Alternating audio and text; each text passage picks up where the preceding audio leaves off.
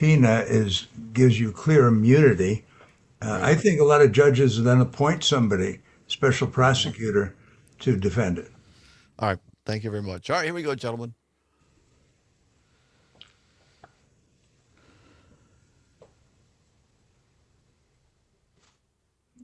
I will add Trigby whenever he arrives. All right, thank you.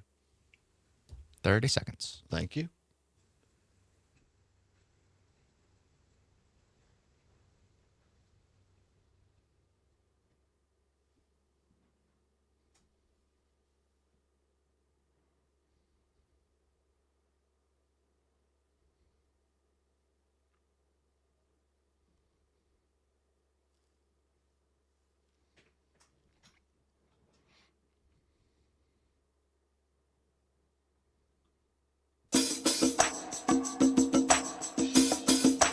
From the Civic Media World Headquarters in Madison, Wisconsin, it's the Todd Allbaugh Show.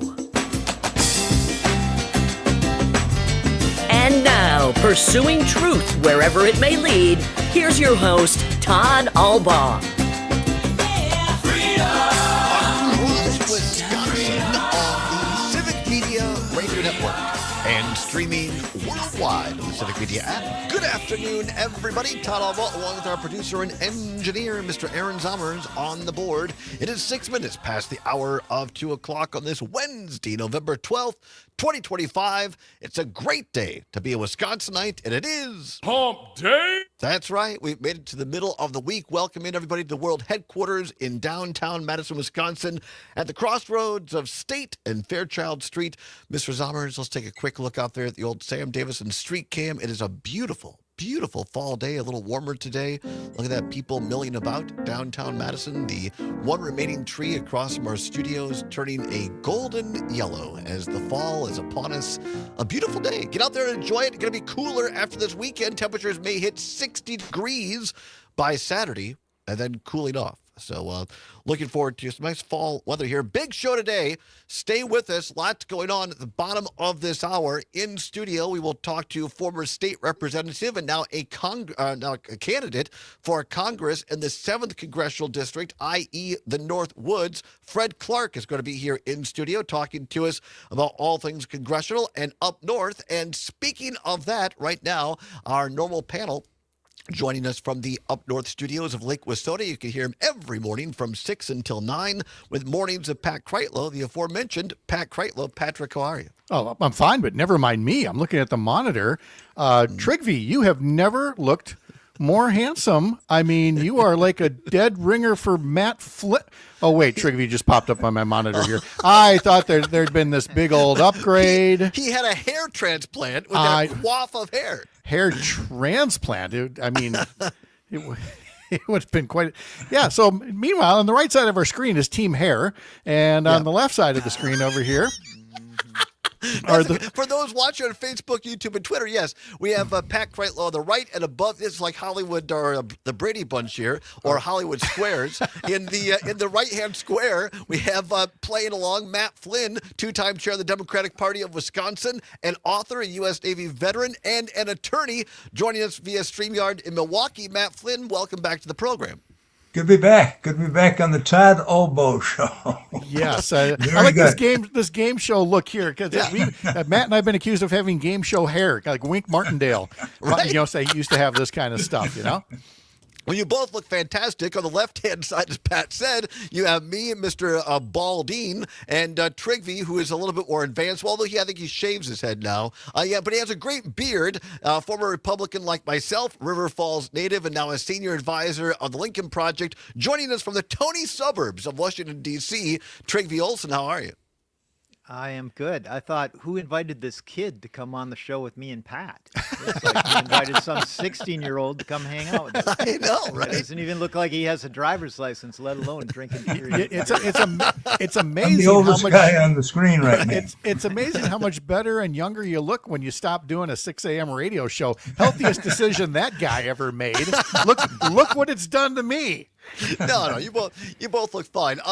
Speaking of things that do not look fine, though, gentlemen, I want you all here at the top of the show to talk about this story that I'm just astounded. I think, Pat, you might have I started listening to Pat this morning about 7:15, so you probably talked about it earlier. But I know our friend Jane Matnair and Greg talked about it on their show. But other than those two programs, I have not seen any national media, as far as television or radio, talking about this today. Although there has been some great reporting from the New York Times and other newspaper organizations. What we're talking about, folks, if you missed it, last night, and you had to be a nerd like me to have Wisconsin basketball on one screen and C-SPAN on the other.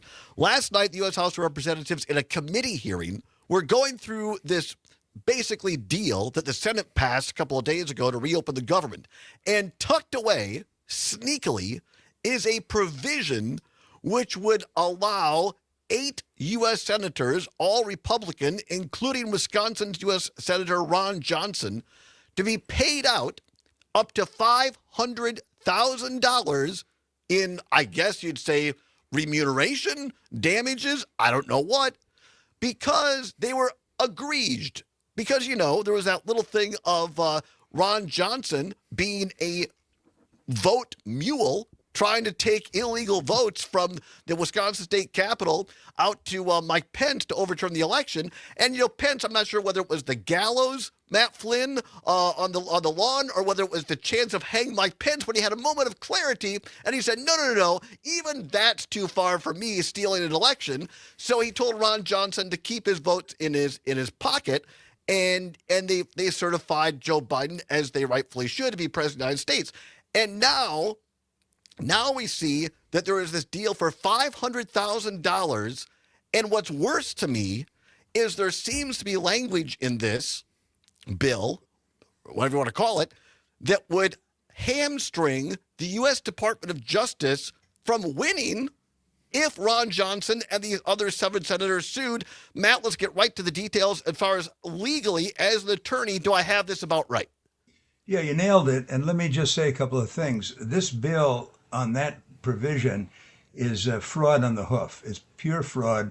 What it says is that Ron Johnson can get $500,000 because there was a subpoena for his phone records, a lawful subpoena.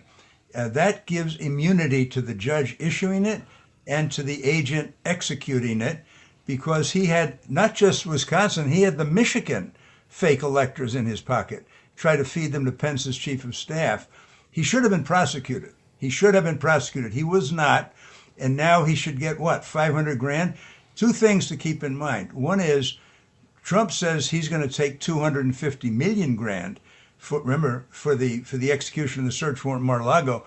But number 2, they baked in this poison pill that says that the Justice Department can't even defend the suit. Now, that is fraud. If I'm a federal judge and I see that, I would appoint a special federal prosecutor to defend the suit, because you can't just use the courts to steal $500,000. Pat Kreitlow? Apparently now you can. The grift is very real here, and it's no surprise that Ron Johnson is leading the way on this. I would note, as the New York Times does in their story, that seizing someone's phone records does not mean investigators could listen to the conversations or know the contents of them. This is metadata. Phone, like in your phone bill, the numbers that were called, how long the call lasted, from where the calls were made. And what you're looking for there is not necessarily the contents of the call, but for patterns that might connect the dots. The way that all the dots connect Ron Johnson in ways that he continues to deny as being, like you said, a ballot mule as part of the fake electors plot. Trygve Olsen, former Republicans Liz Cheney and Adam Kinzinger were part of the bipartisan January 6th commission that found obvious wrongdoing, that Trump instigated this attempted insurrection. And you have the U.S. Department of Justice under Biden doing what they should, investigate to make sure nobody did something wrong. And for that, and clearly Johnson participated in this. He said that, I'd have for just a couple of minutes. But he doesn't deny being a part of this. And now he wants 500 grand because the U.S. Department of Justice did what they should. Yeah, I just think, it's a sign of abject failure of political elites and of these individuals to even suggest that they would be willing to take it is just outrageous. And last time I checked, Matt, where would that money come from? Whose money would the $500,000 times 4 be? Or 8? U.S. taxpayers. That's who'd be paying it. Right. It's like, it's outrageous. It's outrageous. And I think, what I think it's really about is they probably are afraid of Jack Smith testifying openly. And so there are attempts going on to try and undermine what Jack Smith was doing. Because remember, it was Jack Smith who requested the phone records because he was doing due diligence as an investigator. So of course he would be looking at trying to see who was calling who. Why wouldn't you? Matt Flynn, you've talked about Jack Smith on this network a lot. I mean, he was doing what he was supposed to do, was he not? To Trigger's point. What Trump is trying to do by taking money and damages is try to change the narrative about what really happened, giving money He fired the prosecutors who prosecuted the wrong, and then he's paying money to the people who perpetrated the wrong. And as Pat Kreitlow said, it's a great point. So far, it's only a subpoena for metadata. But I got news for you. Even if the subpoena had been, you can wiretap his phone. Courts can do that. And if they do, they have complete immunity, and so does the agent listening to it. This is a scam. It's a fraud to simply stick their hands into the taxpayers' money and take out $500,000. Pat Kreitlow, you were a Democratic... Play people for fools. Yeah. Pat, you're a Democratic state senator. Trigby, you've worked for guys like Rand Paul and John McCain and others. Pat, you and then Trigby, last night, nobody seems to know where this came from. I don't know. Who put this in there? Nobody knows. Nobody knows. As a legislator, I know how easy it is to slip something into a bill at the last minute and hope that nobody's catching it. And again, by and large, at the legislative level, it's a lot easier to catch. The bills aren't quite as complex. It still happens. But with a federal bill, these things are just so monstrous. I mean, if anybody's listening out there that can put AI to good use, let's put AI to good use and somehow devouring these bills quicker so that we can find slimy stuff like this before it comes up. Because now you've got a lot of Republicans, they're squirming. They don't like this at all. They're going to get an earful, but it's too far down. The train is too far down the track now. You'd have to start over. Trigby, also, when I worked for Scott Klug at the congressional level and Dale Schultz at the state Senate level, if I would have been a top staffer at that time and let my boss vote yes on that, knowing that was in there, or didn't know it was in there, I'd be gone. I mean, there's agree or disagree, Trigby, there is almost no way that these people, both Republicans and the 8 Democrats, by the way, who voted for this in the Senate, that they didn't know this was in there. Oh, I think it's unlikely that the 8 Democrats probably knew it was in there. I mean, it's distinctly possible. Really? Only maybe. I mean, to Pat's point, there already is the AI machine reading all of the bills. Like, there's people selling that. But so let me make sure. So you're saying the 8 you don't think the 8 Democrats knew it? No, I can't imagine that they would have gone along with it. It would have broken earlier, I think, had they known. I don't know why they would be going along with that. I think somebody slipped this in. I think, to Matt's point, it's all about the PR, because then what they'd be able to say afterwards is, see, none of this was true. In fact, Justice Department had to pay $500,000 to each of these people for, tapping their wires or whatever it was, Trump's famous quote back in 2016. But here's the thing. For people who are listening, at the end of the day, like, do you think Ron Johnson should be getting $500,000 of your money? Like, I mean, Ron Johnson's a pretty rich guy. He married well. He's hurting. Yeah, right. He married That's well. the thing. Ron Johnson didn't create anything. He married into the wealth. It was his wife's parents and family that had the company. Ron Johnson never created anything except a good deal for marriage. Right? Yeah, right. He married well. He married up. That's what Matt Flynn tells me all the time. We do shows together, and his lovely wife Mary is there. He says they married up. It's the only way to do it, buddy. It's the only way. All right, come on back. We're going to talk a little bit more about this, and there is more breaking news on hemp. And one of the guys speaking out against it is somebody that Trigby Olson used to work for. We'll tell you who and discuss it after this. We got Matt Flynn, Pat Kreitlow, Trigby Olson, and you. It's the Allbaugh Show across Wisconsin on the Civic Media Radio Network.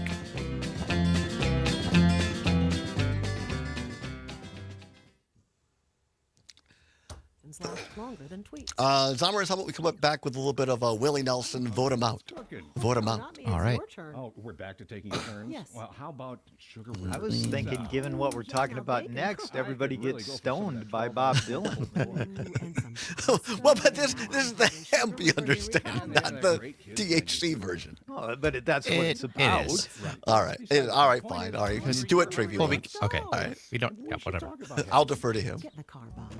Sugar, sunflower, Well, I if get Terry to Barr choose is songs here, the other day. I should pick the tunes. Like, Terry's is, on Where vacation. is Terry Barr? She was Terry here for Barr's on vacation? she was on for half an hour with us on yesterday because she Why had this didn't you great invite me on? because you're She's on busy vacation. ruling the AI world.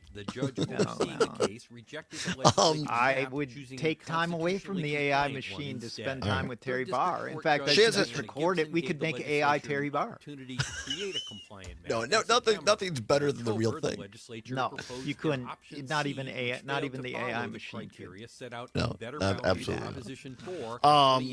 No, she was on because she did this great story on this person I had never heard of, a Wisconsinite that helped change the title from Armistice Day to Veterans Day, is credited with help starting the GI Bill, with racially integrating benefits for veterans. A guy from Wisconsin. Never heard of him before. So that was pretty cool. By the way, Trigby, are you able to turn your mic up at all? November 10th, yeah. Judge Gibson rejected option C as not Figure out how to do constitutionally compliant. She also rejected the legislature's SB 1011, attempting to override the Proposition 4 rules, writing that it violates the people's fundamental right to alter or reform their government under I want to the do a Utah Red Bull commercial with Constitution. Trigby. Gibson chose a congressional map drawn using the Proposition 4. I love my Red Bull. Okay, You know, you 30 get to seconds. our age, Thank though, you. Pat. He's so quiet. And together with you, we're creating a future where every I can fix that. No. All right, here we go. Thank you.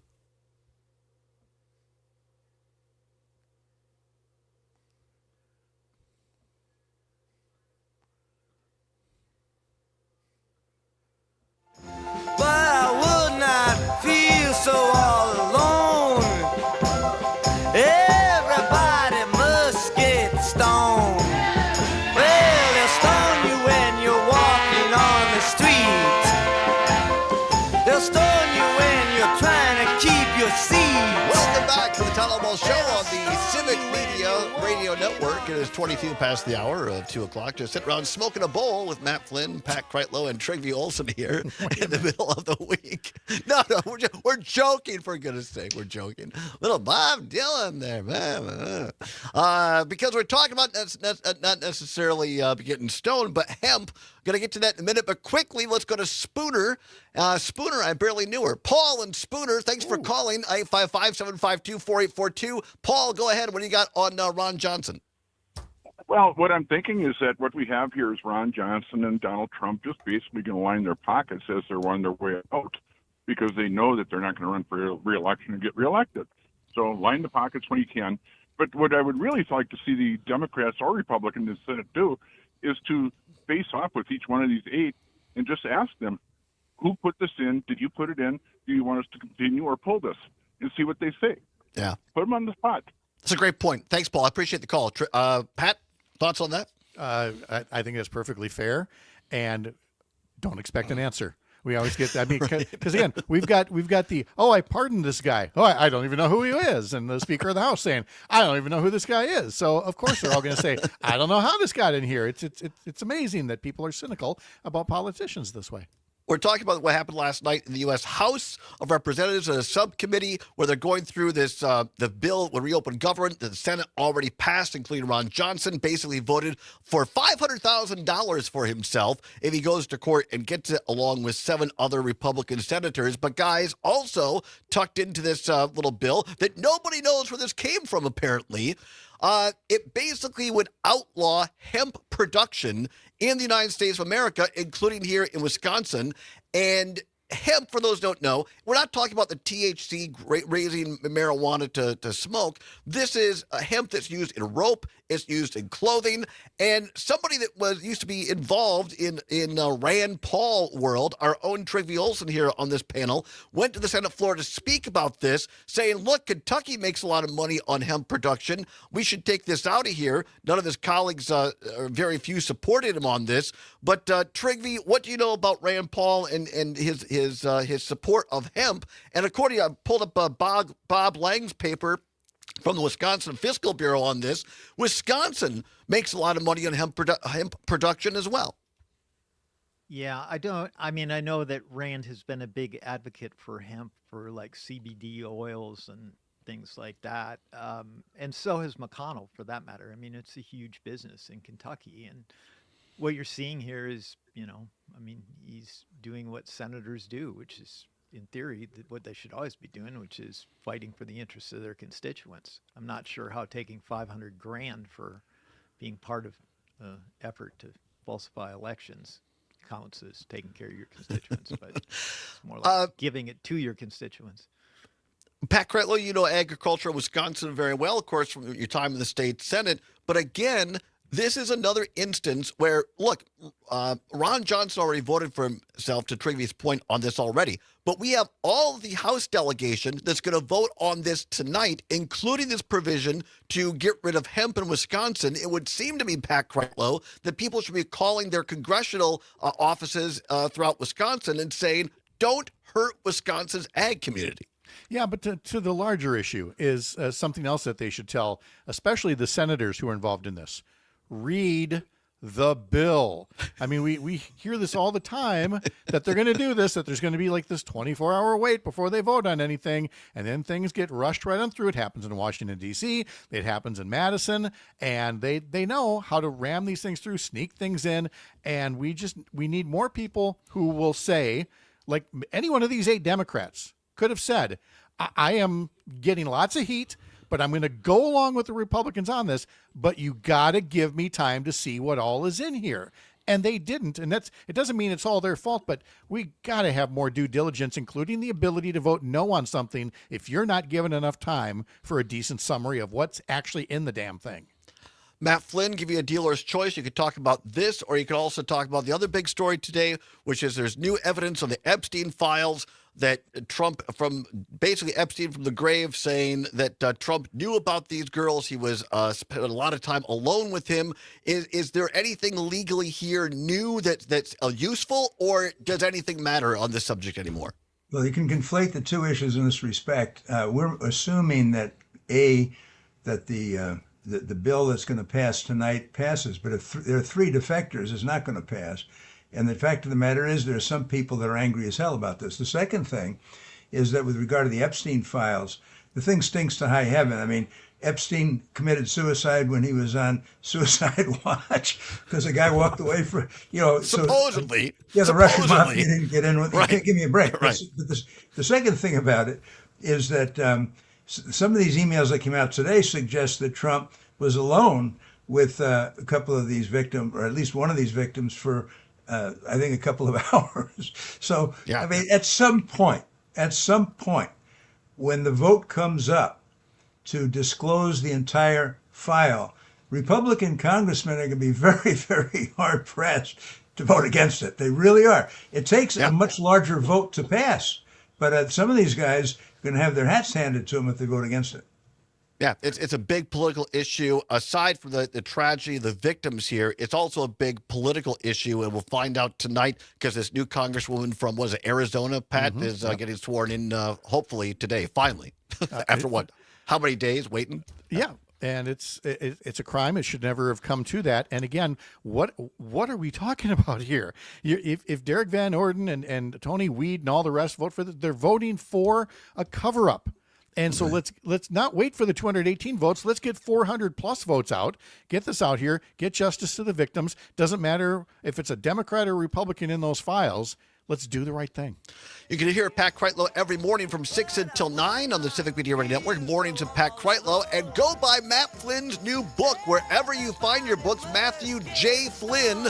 It's a great read. Thank you both very much. Trigby and I'll come back with Fred Clark after this, sitting right here in the studio on his congressional run in the 7th District. It's the Allbaugh Show on the Civic Media Radio Network.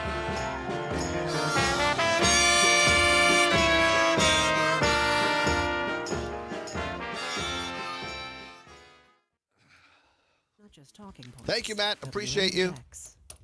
No, he's gone. From the Capitol to your kitchen. All right, get out. So we got Fred Clark joining us, Trigby. Have you ever met Fred? No, I haven't, but I'm looking forward to it. Great guy, friend of Dale's. Spent a lot of time he's a forester, conservation guy, hunter, and now he's up in the 7th District, and he's running up there. And that's why the Wisconsin Honey Producers Association is focused in on the next generation of beekeepers. How are they encouraging young people? We'll find out next. At CHS, we know what it takes to feed and fuel the world, to integrate a global ag and energy supply chain, to advocate for farmers in their fields and around the world. You coming in, Joe? All right. Invest in rural I'm sorry, I apologize. Have you met Joe in person? All right. All right. Right here, Fred. Commitment. It takes the nation's leading farmer-owned cooperative. I won't make faces. And this is audio video? Yep, audio and video. Take a look around most agriculture conferences these days. You may not notice a lot of young people. The Wisconsin Honey Producers Association recognized that. In 2020, they launched their Youth Scholar Program to try to address an aging beekeeping industry and attract new youth beekeepers. And how long are we going? How long do we need to go? 15 minutes, or we can go to the top of the hour? Whichever you want to do. How long's that? 30? Yeah. Two commercial breaks in there? Yeah. Well, we come back at 35, and then there's a 2-minute break at 10 till. Okay. So it's up to you. If you want just 15, that's fine. If you want to go to the top I'm of the happy hour, to go that's till fine. top of the All hour. right, And we've got our Lincoln Project man with Yep, us. Trigby's right here, Trig. so he is coming on. Fred, how are you? It's nice to meet you. Good to meet you. Is it? Let me just wave to Trigby. It's Trigby. Zapecki's here. Is it Trigsy? Trigby. Trigby. Thank you. Joe can't hear me. No, Joe can't hear you. Here, you know what? He can. Hang on a second. You want your headphones? Yeah, sure. Grab. They are already plugged in. Cool. I'm turning up the volume for you, Joe. Todd, I should make a list of the ways our paths have crossed in I the know, last 10 right? years. How's the volume, Joe? Too high, too low? Test. All right, very good. Joe can hear us now. You can't see him. He does not have a microphone, but he can hear us. All right. That's the best. We can make little comments, and he can't. So I know it's kind of weird because they still haven't finished the studio. So the camera we're using is that one right there, but Okay. the monitor is there. So I know it looks weird. Where do you want me looking?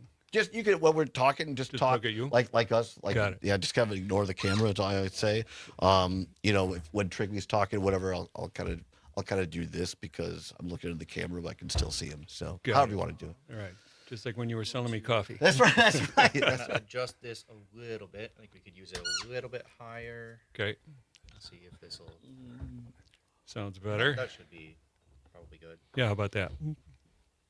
All right, that's fantastic.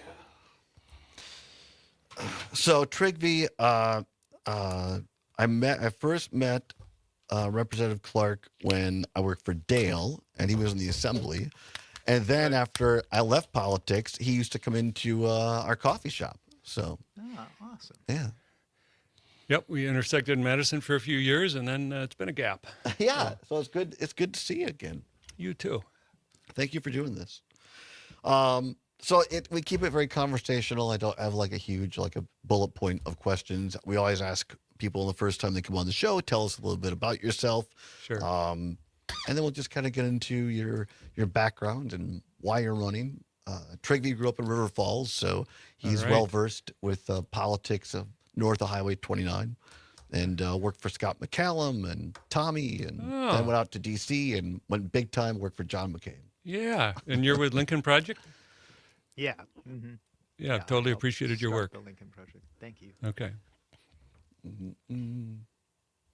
The best part of that is always knowing that when 6 guys got on the phone. Others ended up standing up with us because we were all like, "What if no one stands up with us?" 25 seconds.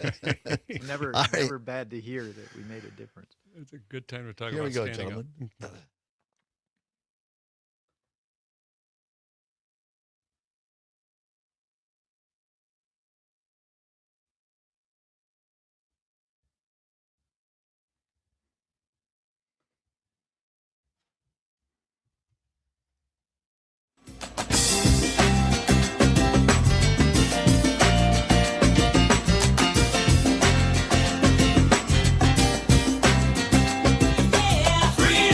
Pursuing truth wherever it may lead and having fun doing it. Welcome back to the Allbaugh Show on the Civic Media Radio Network. Glad to have you along. 35 now past the hour of 2 o'clock on this Wednesday, November 12th, 2025. Trygve Olsen, Senior Advisor at the Lincoln Project, a River Falls boy and a former Republican like myself, joins us from the suburbs of Washington, D.C. via StreamYard. And Trygve, I know how passionate you are about your home part of the state, northern Wisconsin, and pleased to have our next guest here in the studio. He is a former state representative for the state of Wisconsin. That's where I first met him during my time as a political flack.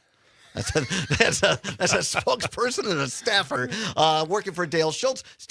Former state representative Fred Clark joins us here in studio, and now a Democratic candidate for Congress in Wisconsin's 7th Congressional District, comprising much of northern Wisconsin, if not all of it. The now district of Tom Tiffany, of course, who is running for governor. Representative Clark, welcome to the show. Todd, good to see you. And if we made a list of the way our paths have crossed over the years, it might go long. But really glad to be in the studio. And Trygve, good to meet you. It's great to have you.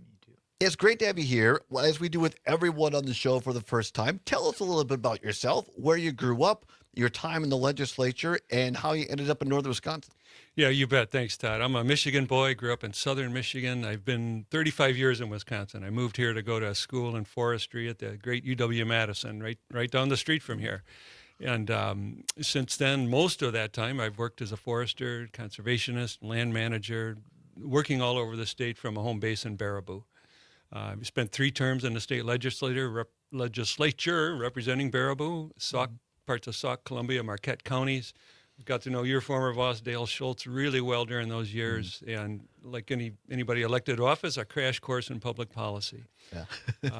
I served on the Council on Forestry, served on Natural Resources Board during that time. And after 2014, I took a step back, ran a couple of different nonprofits doing conservation and environmental work.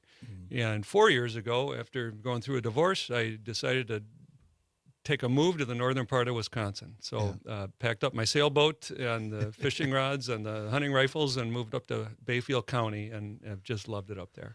Well, I'm glad to have you here because I don't know, Trygve, I can't think of a better candidate to be running for Congress, regardless of party, than you. And I say that only because when I first got to meet you, Dale Schultz, of course, Republican, and I remember one of the first times when he met you, and he came back and he goes, "Do you know Fred Clark?" And I said, "Oh, I know he's in the legislature." He goes, "Man, he's impressive."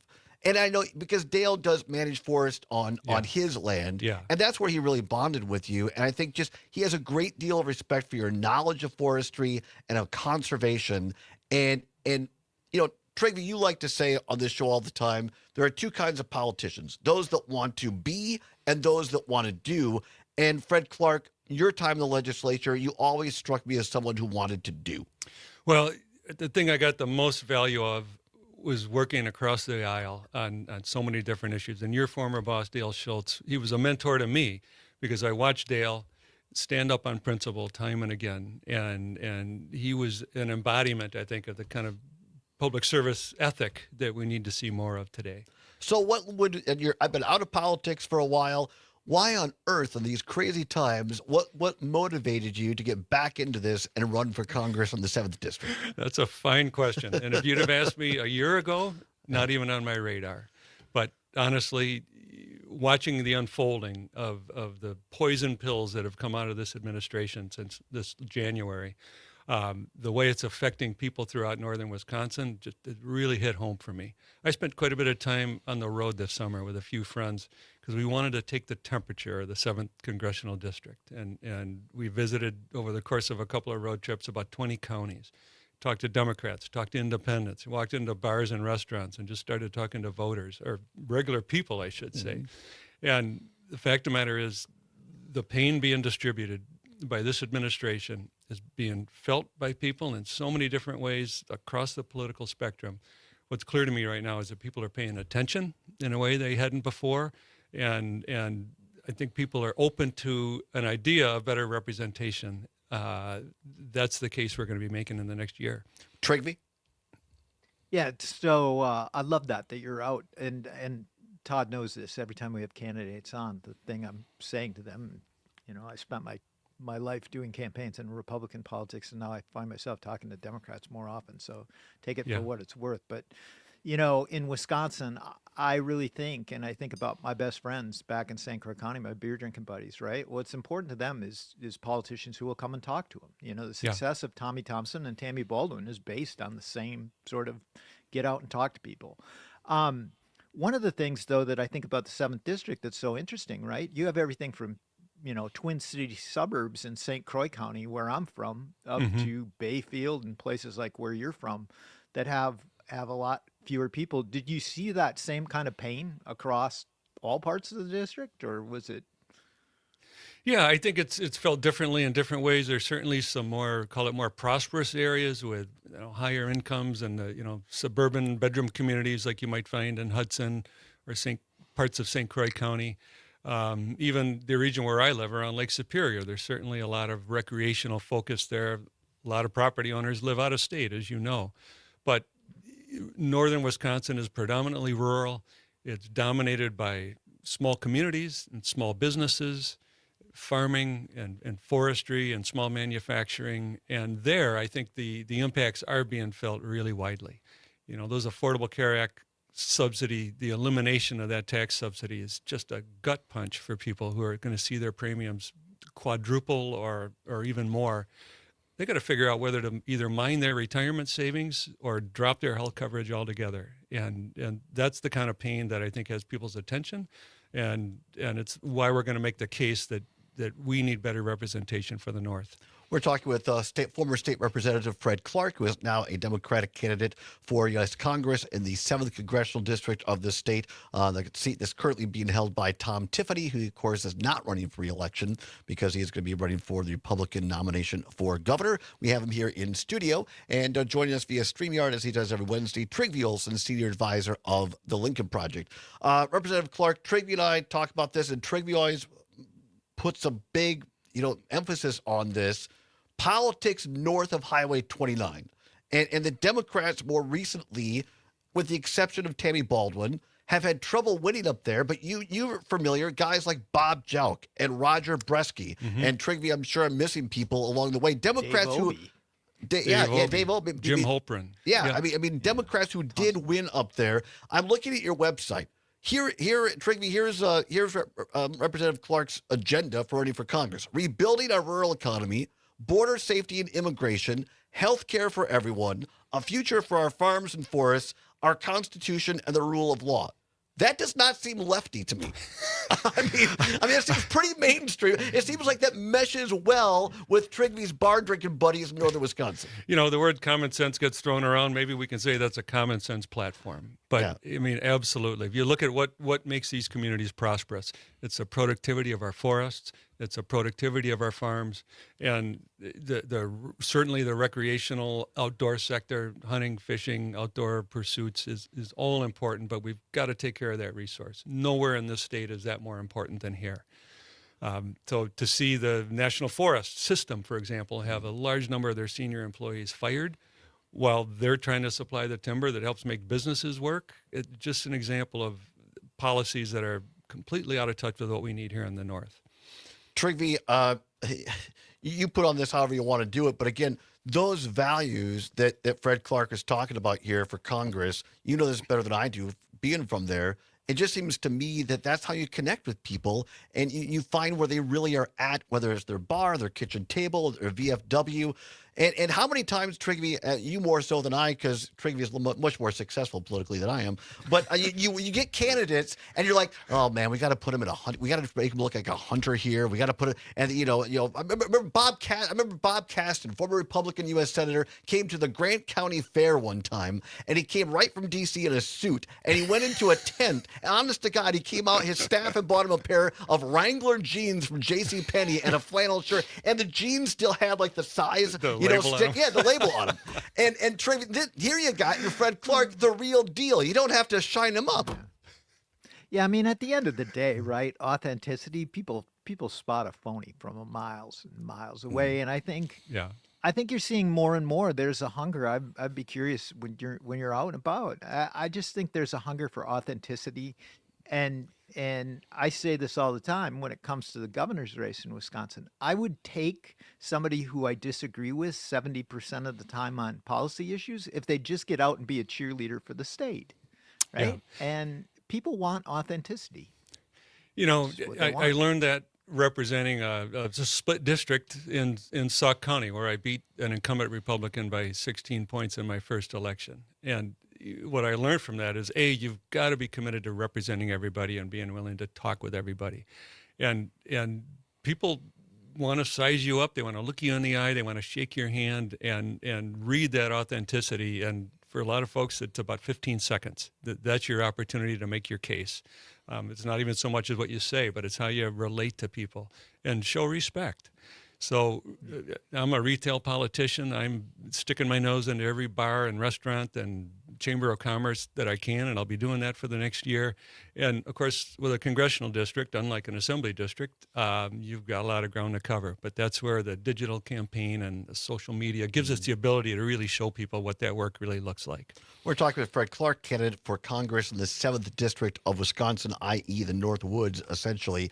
One of the things, Fred, that the Marquette Law School poll, which is really the gold standard, in my opinion, in Wisconsin, came out a couple weeks ago. Mm-hmm. I didn't really get into the whole head-to-head because people aren't paying attention. What I found interesting, and our political editor, Dan Schaefer, put this out on social media, the issues. And to me, these I hate this term, but it's overused, but the pocketbook issues, the affordability things, that's what most Wisconsinites are really saying in this poll they care about, not so much the things that Trigby and I's former party are talking about, crime, immigration, whatnot. It's the affordability. Have you found that as you traveled the 7th District? Without a doubt.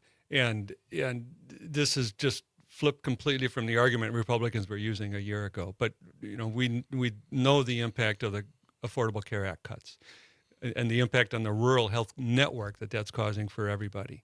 We know what the elimination of the SNAP benefits did, even if it's temporary. The cruelty of that is not lost on people. The tariff war, the president's tariff war, what we're talking about here is a national sales tax that is changing almost daily. And when I talk to business people, nobody can make an investment that requires a predictable policy environment when their knowledge of what the cost of imports is going to be or their ability to sell into an export market is constantly changing. And that's the sort of chaos that this administration's creating. That's what is a wake-up call for farmers, hardwood lumber manufacturers. If you're growing ginseng in Wausau in Marathon County, you just lost your market to China this year. Your crop's going to sit in the ground. That's the kind of impact that's being created, and that's a wake-up call. And Trigby, that seems to be a much better agenda to connect with people than something coming, with all due respect, than coming out of the suburbs of Washington, D.C. with a high-priced consultant. No, at the end of the day, I think obviously economic issues are always the predominant sort of barometer from which you judge things. But I also think there's other things going on. Like there is an awful lot of people who believe that what we're seeing is just a failure of political elites and they're looking for something different. We'll come back and discuss national issues with candidate for Congress, Fred Clark of the 7th District, also Trigby Olson of the Lincoln Project, and your calls. If you want to chime in, 855-752-4842. It's the Allbaugh Show across Wisconsin on the Civic Media Radio Network. You and your nicely done, gentlemen. From the Midwest yeah, we're still streaming, but we're not on the radio. Okay, got it. So the streamers can hear us, but Okay. but not be. Tony in Ashland said Fred gets it. That's succinct. Well, thank you, Tony. Appreciate that. That's good. That might even be a slogan, given the environment. Yeah, I like that. I like that as a slogan. Fred gets it. Yeah. We've been trying to think of what fits well on a ball cap. That could be it. Yeah, I do like that. Yeah. This is possible, even while still being in the workforce. Any particular issue you want to make sure we talk? Well, about 6-ish, what, 6.5 summers we come back? Yeah.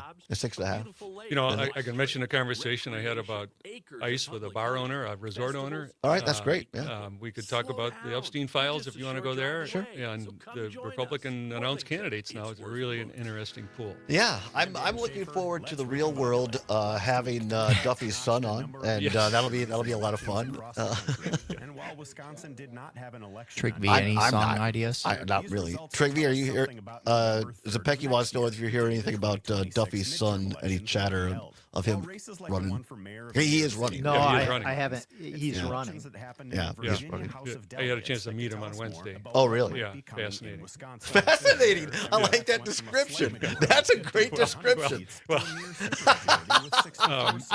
he wrote a paper in high school about communism and socialism that he'll gladly tell you about. So very good. That's his qualification to be a U.S. congressman. A paper in high school. All right, very good. I wonder if he flew out there. Chance to flip the legislature in more than a decade. Right. Of course. It's not exactly a ringing endorsement for Sean Duffy that Derek Van Odwin has decided to ride his Harley out to Washington, D.C. instead of flying. No, the pain's being felt all around. Crazy. Without your presence, high school. Well, I mean, you're seeing it in lots of places, right? Like hospital closures, access to public health care. Yeah. You're seeing it in the schools, right? Like in the schools, I chirp on this all the time. Public schools are the hubs and the cornerstones of all those communities. They're what unite everybody, and the schools are, and underfunded. And partly a state issue, but partly a federal issue. We have a number of schools that serve tribal students. Those are the ones that are really seeing a big loss of funds right now. Yeah, 100%. Speaking of which, Todd, yep. On Friday, River Falls versus Notre Dame, first trip to the state finals. Whoa. 30 seconds. Like Notre Dame of Green Bay? Yeah, River Falls. Oh, my God, beat them. Yeah, that's John Guard's school. They got this kid who's going to Indiana. Who? Chose River Falls? Wisconsin. Yeah. All right. We're coming back. All right. We got to get that in there.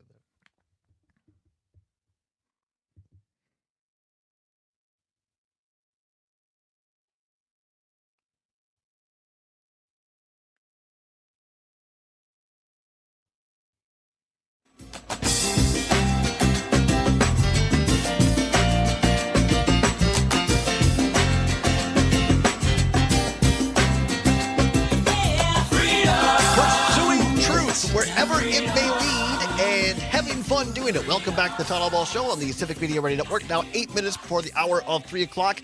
In hour number 2, a Wisconsin fun fact, and also a little what's the words today? I believe it's a cheese edition. Sure is. Yes, Trigby, if you want to stick around. But Trigby is an important guy, so he comes and goes as he can. We have former state representative Fred Clark, who is now a congressional candidate for the 7th District, the North Woods of the state of Wisconsin. But quickly now, Trigby, let's get this in quickly. You're a graduate of River Falls High School. Big football game. People tell people about it. Yeah, so they're playing to go to the state finals. They get to play in Camp Randall in Wausau against Notre Dame Academy from Green Bay. Apparently, Notre Dame Academy has some Division I kid who's ran in the first 2 games for over 1,000 yards. He's like, Lord. But River Falls has got this kid who's going to Indiana. A lineman chose Indiana over Wisconsin. I think he's a 4-star recruit. He's a complete game wrecker. It's going to be fascinating to see how that Well, game please tell people, beat the Notre Dame guys, because this is John Guard, former Speaker of the Assembly of the Republic. This is his private school over there in Green Bay. My dad used to coach cross country at Shawano Public High School and would coach against Guard. And Shawano would show up in a little yellow school bus. And here comes Guard with a big, fancy coach bus. Coach. Yes, and their tents, and they have caterers. And so please, River Falls, beat the crap out of at Notre Dame. Public schools over private what schools. All right, very That's good. true. That's more than you want to get into, Representative Clark. But anyway, let's go to the phone lines, 855-752-4842. Jack in Merrimack. Jack, quickly, if you can, please. Go ahead. Yeah, I have a question for Mr. Clark. How do you work across the aisle when you have essentially a dictatorship in Washington and you have in the state legislature, you've got Allbaugh, who is so arrogant that even though he can see that this is losing him support, and he's had several of his teammates unseated, he still keeps on doing things like blocking bipartisan legislation that's passed our state Senate that has enough sponsors to pass in the Assembly. How do you get around people like that? We don't have a real political system unless we can do that. Thank you, Jack. Fred? Great question. Going to Washington, no doubt that a new congressperson is going to have a lot to learn, and all your instincts to work in a bipartisan way are going to hit a lot of walls. And I learned that during the first two terms of the first term of Governor Walker. But what I'll say is this. What we're doing at home right now, we've got to make a distinction between the Republicans in Congress. That party has essentially become a cult, the oxen yoked to the carriage of Donald Trump, between the folks at home who cast their vote based on their own values and their own beliefs. And we've got to be respectful of every single voter's decision and make a case for why we can do it better. And there are a whole lot of people at home who are willing to have that conversation. We've just got to create the place to do it. I think it's a great attitude. Immigration, big Can issue. I add one thing on that, Todd? Yeah, quickly. Yeah, I would please. just point out to the listener, one only needs to look at Roa Khan, who's one of the most liberal members of the U.S. Congress, and Justin Amash, who's a libertarian and from Kentucky and is pretty far to the right. On Epstein, they're the ones who are working together to get it out. Yep. So Yep. there always is space for people to work together and to find, because oftentimes you can make unlikely allies. You really can. I was going to mention that, Trigby, the discharge petition for the Epstein files right now has got a number of Republicans and Democrats together on this, and we're going to see how that lands today. Yeah, Tom Tiffany's not on the record. He's staying quiet on that one, but he's going to have to own the result of that too. Little less than 2 minutes left. Representative Clark, immigration. You've been going to bars, talking to people in northern Wisconsin. What have you heard? Sure. This is where you actually really get to learn what people are thinking at home who don't think politics 24/7. But, I had a conversation last week in a resort near Crandon. This guy was a Marine veteran who had sunk his life savings into this resort. We talked for a while about politics. We talked about immigration. We talked about how Democrats really have failed on the border in a way that we need a better way to protect our border. There's no question about that. But we got talking about these raids, and he was a Marine veteran. And I asked him what he truly thought about seeing, agents in masks, unidentified, hauling people off of city streets. And he said, it looks like flat out racism to me. So even people that have pretty staunch conservative views about immigration are recognizing that what's happening now is not making us safer, and it's not dealing with the problem of immigration that we recognize, which is, truly criminal behavior. Fred Clark, what have we not asked you so far that you want people in the 7th Congressional District to know about you and your candidacy for Congress? Well, I'm going to spend the next year having as many conversations as I can have with people across the political spectrum. I'm willing to do that. I'm willing to hear different opinions. I want to learn as much as I can offer people a form of representation that they haven't seen. Tom Tiffany, despite whether people have voted for him or not, will tell you time and again that they haven't seen him, that he doesn't listen, that his policies don't reflect what people are asking for here at home. And I want to change that. I want to see government work in a way that serves the unique attributes of northern Wisconsin. If you're listening to us on WXCO in Wausau, CFW, The Tap in Chippewa Falls, if you're listening to us in Amory, if you're listening to us on WBZH in Hayward, get to know this guy. Go, and Fred Clark has a public meeting or he comes to your community, talk to him. Because if you meet him and you talk to him, you're going to like him. And I say that based on personal experience. I really appreciate you being here. Todd, thanks so much for the opportunity. I'll be here anytime. Let's stay in touch. Yeah, absolutely. Trigby, as always, a pleasure to have you along on a Wednesday as well. Are you sticking around for, as he calls it, this or that, or are you out of here? No, I told you I had these people of mine have scheduled a call right at 4 o'clock. So I He can't always do this without. now he has people. He used to be he used to be See, a did you flack notice like that? me. Fred, Now he has Fred does people. Fred does get it. You saw how he laughed. He gets it. Fred gets Really. it. That's I what do Tony get it. Zimmerman said. Fred gets it. Maybe that's your campaign slogan. Trigby, All right. good luck with your people. Trigby Olson, Fred Clark, appreciate it. Stay tuned. Hour 2 is next. Stay with us. It's the Todd Allbaugh Show across Wisconsin. You're listening to the Civic Media Radio Network.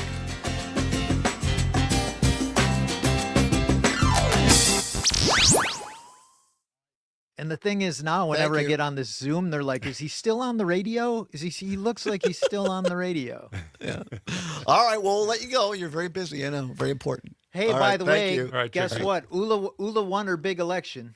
Oh, congrats. This is one of his daughters. Oh. Yeah. Oh, good. That's awesome. Anyway. You have a politician in the family. Did you run her campaign? Yeah, exactly. No, because she didn't like the idea that I was going to attack her opponent. So.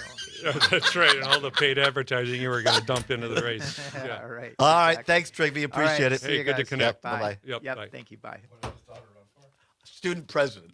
Yeah. Ever been presented is because Democrats have fought to get it out. Donald Trump could make this all go away tomorrow if he just released all the files. The GOP-led committee also releasing 20,000 more Epstein emails. The House will vote tonight on a measure to end the 43-day shutdown. Flight cancellations, though, still stacking up today nationwide due to the strain on air traffic controllers working without pay. On Wall Street, stocks are higher as investors eye the end to the shutdown. This is ABC News. Local news, real voices, and conversations that count. That's Madison. And that's 92.7 WMDX. For 92.7 WMDX News, I'm Savannah Tomei Olson. 20 Wisconsin school districts are waiting for funding from the federal government. Joanne Krulatz reports. Governor Tony Evers sent a letter to U.S. Department of Education Secretary Linda McMahon demanding that she immediately release federal impact aid payments for 20 school districts across Wisconsin. Schools were supposed to receive the first round of payments in October for federal school funding known as impact aid, which is used by schools for basic operations such as payroll, transportation, programs, and new positions, among other critical areas. Federal impact aid is one of the most flexible sources of funding, enabling school districts to hire and pay teachers, purchase instructional materials, and support student transportation needs. 20 school districts located across Wisconsin, from Bayfield to Seymour to Black River Falls, received impact aid payments in 2025, totaling over $23 million. I do too. Most, but not It's all just he's so eligible real, schools so are actual operated normal. by federally Like you said, recognized meet him, you like him? Yeah. organizations located in Wisconsin. You might hear jets overhead throughout the next week. The 115th Fighter Wing will be doing training exercises starting today. Much of it will be during the daytime, but they're required to do nighttime training too. You might hear the flights until about 8 o'clock at night. That training begins today, continues tomorrow, will stop for Friday. You know what you will never hear from him? Monday through To my friends who are upset, I would say with respect, call somebody who cares. Wisconsin veterans got a special thank you. Exactly. Weekend. Exactly About right. 70 of them were on a Badger honor flight to Washington, D.C. And when they landed in the nation's capital, they heard the voice of former Now that's an President elected Barack official I Obama. like to hear every now and then. Right. Every now and for then. a very different reason. I'm Savannah Tomei Olson, 92.7 WMDX News. Bucks basketball tonight. Hi, I'm Mike Clemens with Bucks Sports. basketball NBA. It's the tonight. Bucks and the Hornets in Charlotte, North Carolina. The Bucks coming off a win over the Mavericks in Dallas. Lou Men's college in basketball, or Luann Wisconsin in with a win at the Wanderoo Kohl says, Center. huge thank you to Fred for running in the 7th. Moved outside of Amory 2 years ago and can't wait to see the area tournament. Oh, that's great. Manager Pat Murphy named National League Manager of the Year for a second year in a row. NFL, the Eagles defense came prepared. Packers running back Josh Jacobs says he could hear the Eagles defenders calling do out you their players want before they even a ran cut them. of Pat Murphy learning he was named Manager of the Year? Sure. Times they called it out. As a runner, it don't never feel good. They called it out. We called our play. They said inside zone, it's coming right here. So I kind of didn't want to run right there, But yeah, that's just how I played out. I mean, it's not the end of the world, but it's also some problems we got to address. That's the Packers' Josh Jacobs with Sports on Mike Clemens. The 3 Clemens cuts we have of Murphy are him after getting named Manager of the Year for the second year in a row. The other one giving GM Matt Arnold credit. And then the third one is Pat Murphy asked what the key is to leading a clubhouse. All right, cool. Thank you. Though, still will be a bit breezy, up to around 30 miles per hour. A mostly clear sky tonight, lower 30s. On Thursday, mostly sunny There skies and mid-50s. is also one of Packers RB running back. That's what that stands for. I know sports sometimes. Not really. Josh Jacobs says that the Eagles' defense was calling out their plays before they could run them. That one. And nicotine. Just the Pat ones. Probably not. Yeah, probably. Yeah. Thank you. With appealing flavors, high nicotine levels, and lots of promotion on social media. Many kids think vaping is harmless, but it's not. So talk to your kids about the risks of vaping. Because when you talk, they hear you. Learn more at underagedrinking.samhsa.gov. Hey there, Wisconsin. Tom Hartman here. Tom Hartman. Not a spectator sport. Apparently, Tom was on vacation. I got a call from a friend who said, "Are you listening to that?" I said, "No, I am not." Apparently, the replacement was even worse than the original. Interesting. Fascinating. Fascinating. That's a good word, isn't it? It is. 25 seconds.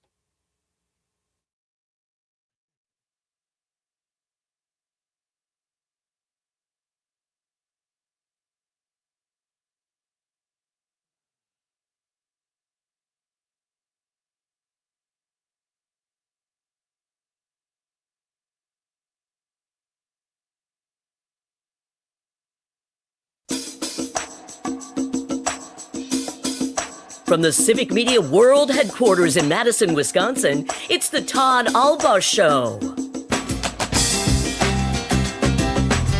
And now, pursuing truth wherever it may lead, here's your host, Todd Allbaugh. Wisconsin on the Civic Media Radio Network and streaming worldwide on the Civic Media app.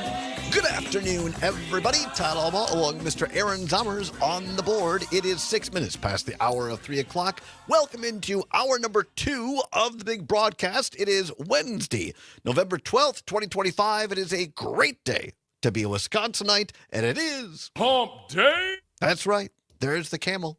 We are into Hump Day mode. How about that, Zommers? You know, every Wednesday, it never fails.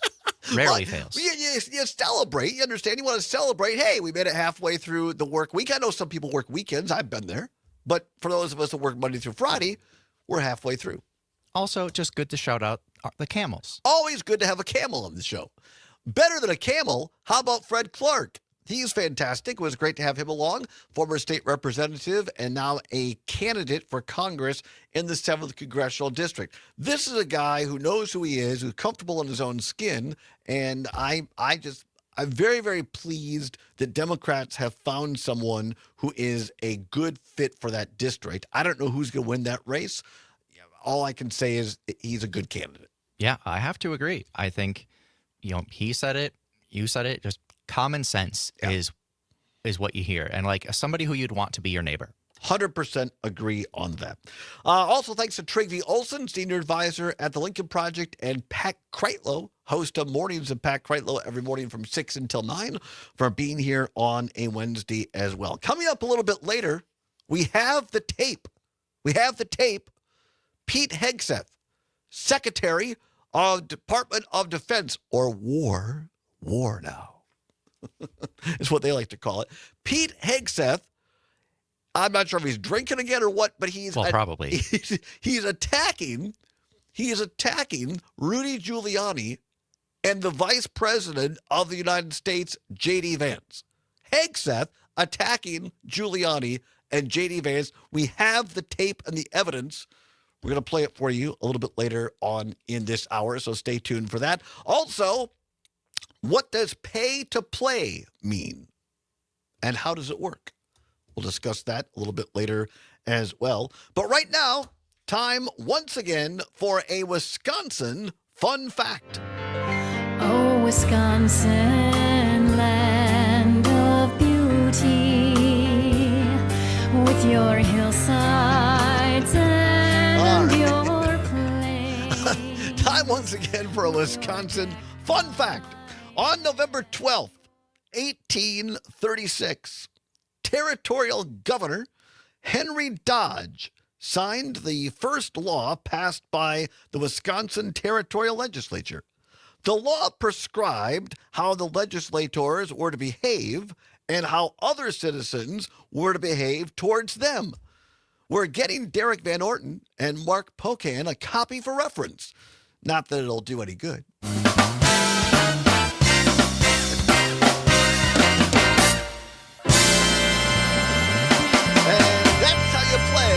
Wisconsin fun fact. We should actually print it out and mail it to them. Right? Yeah. Because they keep going back. They have this Twitter war. You understand? They're goading each other all the time. And they both go below the belt. They both go below the belt, so to speak. Jeff Perry, our friend and ongoing contributor on Facebook, chiming in, says, my favorite part of the Wisconsin official theme song is watching Todd's face while it's playing. It's not the official, it's the official state ballad, Jeff. It's the official state, because the official state song is on Wisconsin. But we have an official state ballad pushed through the legislature nearly single-handedly by the late, great state representative Cheryl Albers of the 50th Assembly District of Southwest Wisconsin. She was going to die on that hill, by golly, and she got it through. People, you know what? People were just worn down. They were sick and tired of saying no. They said, fine, and they did it. That's how we got the Wisconsin ballad, Land of My Dreams. And now we have it. Now we have it, and I'm highly entertained every day that we play it. We get a lot of comments on it. People find it, you know what they do, Zommers? They find it fascinating. Yeah, it's a good word for it. Absolutely fascinating. Look, did you see last night it was announced we're out of baseball season now after the evil Los Angeles Dodgers won the World Series, but Brewers manager Pat Murphy for back-to-back years has gotten the award for National League Manager of the Year. No Brewers manager had ever won it before. Pat Murphy won it last year, and now he wins it this year, back-to-back. How about that, Summers? I mean, he deserves it. And at least this time, I don't remember last year, but at least this time, the vote wasn't even close. No, it wasn't close. He had like 150, and the next runner-up had 80-something, I think. Yeah. No, Pat Murphy ran away with it as well. He should have made it all the way to the National League Championship Series this year. They were the best team record-wise in all of Major League Baseball. An incredible season. And our great sports reporter, Mike Clemens, was able to get some sound from this, as they say. And here is Pat Murphy talking a little bit about winning the National League Manager of the Year, courtesy of Mike Clemens. Well, I think it's a statement for the Milwaukee Brewers, from ownership to the ivory tower to our coaching staff. It's an organizational award, and I'm very pleased to be part of this organization. Pat Murphy, audio there from Mike Clemens. He also, this is what I love about Murph. He seemingly has no ego. And we heard from one of the guys who worked on the Fox Sports crew for Major League Baseball, and we're hopefully going to have him back. He's called in before on the show because he helped with the whole pocket pancake thing, which is fascinating. Brought in the syrup. Yeah, brought in the syrup. And so we're going to have the guy here on the show here soon. He has a Madison business, a Madison connection. And he's told us before on this show that Murphy came in and hung out with the Fox crew, not the play-by-play, pretty boys, but the guys and the gals who work on the cameras and just the people who actually get the broadcast on the air. He seems to be a very down-to-earth kind of guy. And now here's Brewer manager Pat Murphy talking about crediting the entire organization. You have certain standards that you believe in, and I believe that young people want to be directed. It's hungry players. Arnold brings me these guys I've never heard of, and he swears that they're good, and you know what? He's right most of the time. These guys are hungry to play. They're aware of what it takes, and I'm just proud to be part of it. Yeah.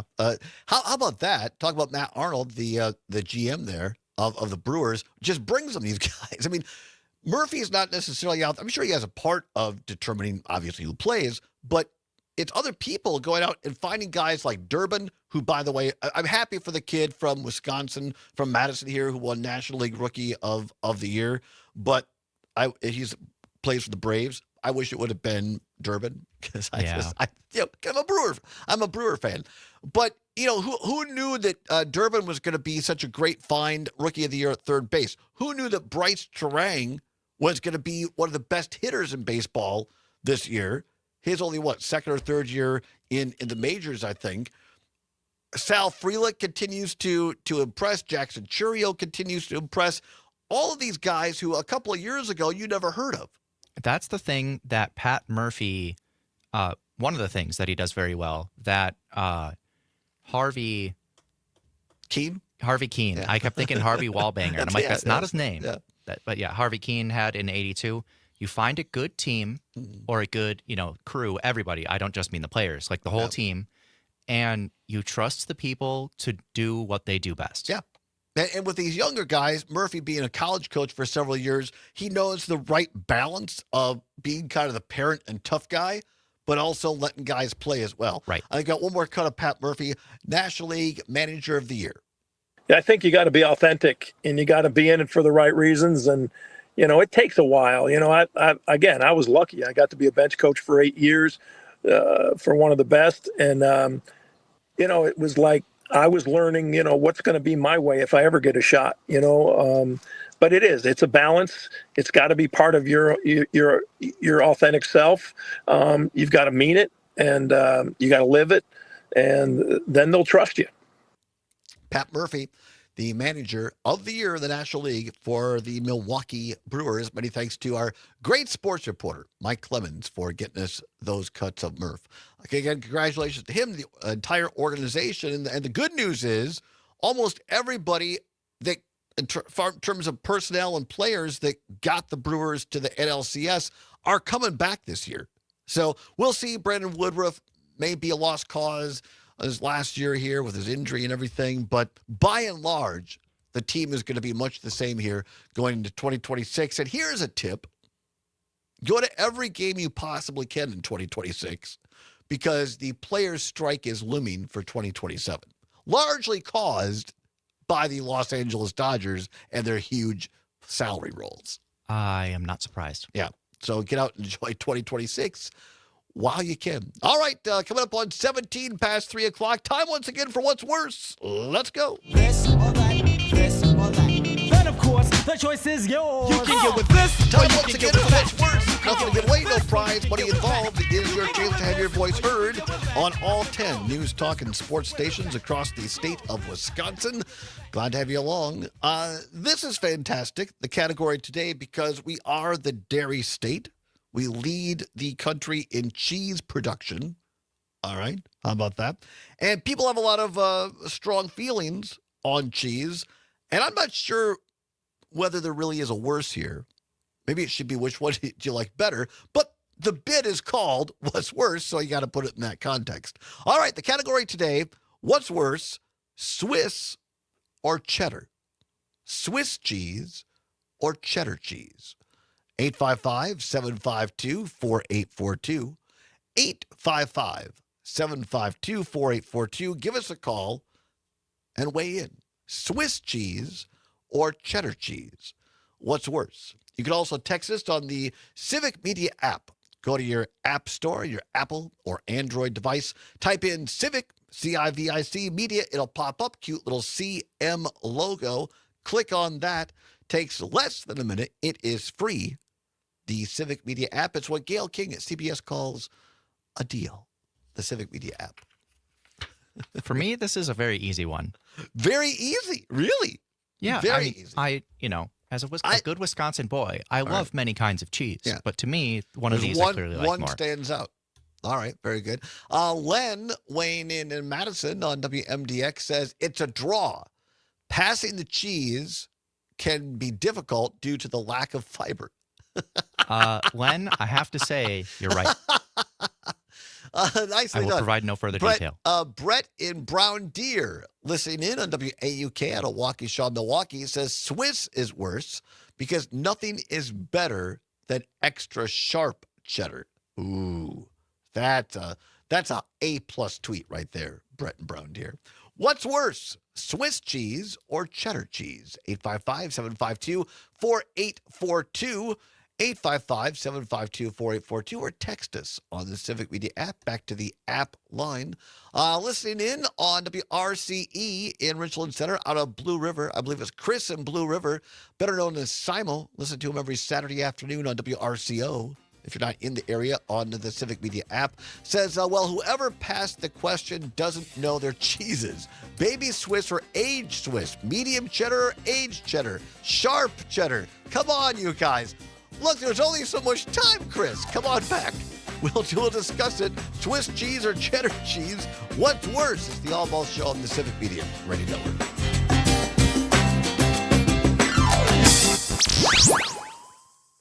.7 WMDX. Less noise, more nuance. Find what you love, love what you find. A Total Wine and More. There's so much waiting for you. Spirits and beer, thousands of wines. Guides in the know and prices so low, it just might blow your mind. You're gonna find what you love and love what you find. With curbside pickup available, you'll always find what you love, only at Total Wine & More. Drink responsibly, B21. Herbal Aspect has landed. That's right, Madison's go-to cannabis destination now has a brand new location in Sun Prairie. Wait, 4 locations? That's a high level of convenience. With 3 Madison locations and now Sun Prairie, I got a cannabis preview. experience is Gail always has a close good by. answer. Our So. expert staff is here to help, whether you mention Radio 420 and get a special discount. Also, I think you So know stop what song I'm by gonna Herbal play. Aspect in Sun Prairie because great cannabis isn't just a pipe dream. Nice. I'm rolling over now. Herbal I Aspect. haven't heard this Hey, song Gordy, in a I long gotta time. admit, these It hearing has aids been a from while. Madison Hearing Aid Center changed my life. Mine too, John. I thought I neted subtitles to talk to my grandkids. And these aren't those old giant clunkers we saw in the old days. It's got Bluetooth, it's rechargeable, the works. Yeah, my phone connects straight to my ears. I'm basically a cyborg now. Hey, you just figured out texting last year, too. Yeah, baby steps. But I did call Madison Hearing Aid Center, and you should too. 608-249-4077. 608-249-4077. Tell them John and Gordy sent you. Seems like nobody in America agrees on much of anything these days. But can we agree the federal government shouldn't tax people into poverty? If you work full-time, you should be able to afford your basic needs. Don't you think? We're the patriotic millionaires. We believe your full-time job information should cover what committee. it costs to live. We think your first $45,000 of income should be tax-free. And multimillionaires? We should pay more to fund your tax Swiss cuts. Go to cheese or cheddar cheese? Everybody, that's the first45taxfree.com question. to learn more. A working class tax cut paid for by 855-752-4842 or millionaires. That's an text idea us we can all agree on. on the aforementioned Teachers are diverse, skilled Civic leaders, Media app. innovating to 20 prepare seconds. students Thank for you. our fast-changing world.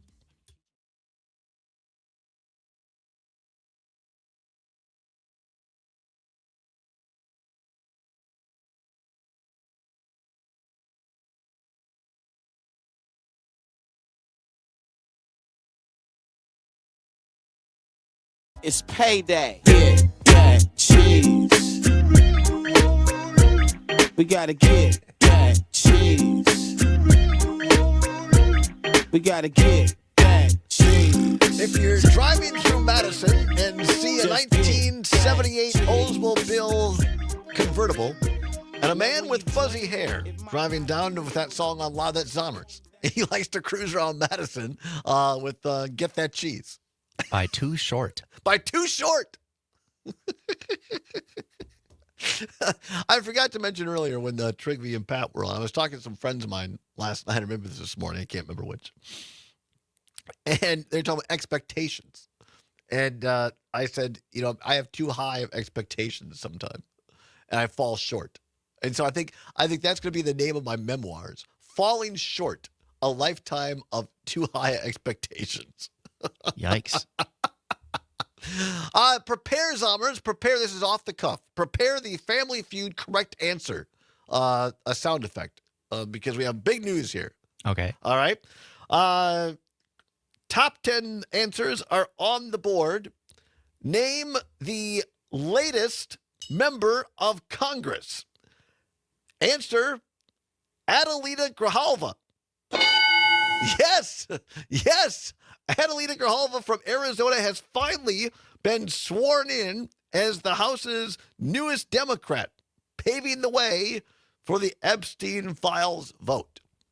How about that? Finally, little Mike Johnson, he had to acquiesce.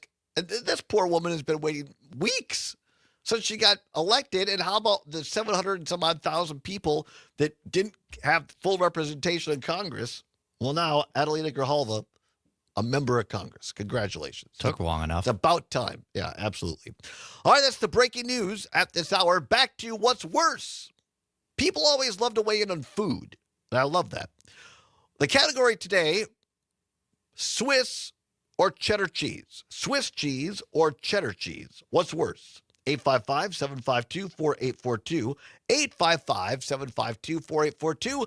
Let's go to the phone lines. We have Gail listening in beautiful Kenosha on WAUK. Gail, Swiss or cheddar, what's worse? Well, I would say that in the words of the absolutely amazing and intelligent Governor Evers, no. Because both are wonderful. All right, all right. Nicely done, Gail. Nicely done. I love it. I love the setup. I love the answer. Well done. Thank you for listening to us down there in beautiful. By the way, Gail, is the snow melted in Kenosha, or are you still got a few inches there in the ground? No, it's melted as of today with the help of the sunshine and the wind. All right, well, I'm glad for you all down there because I know you guys really got pounded there with kind of unexpected. That lake of snow came in. So thanks, Gail. We appreciate you. Thank you very much. Okay, thank you.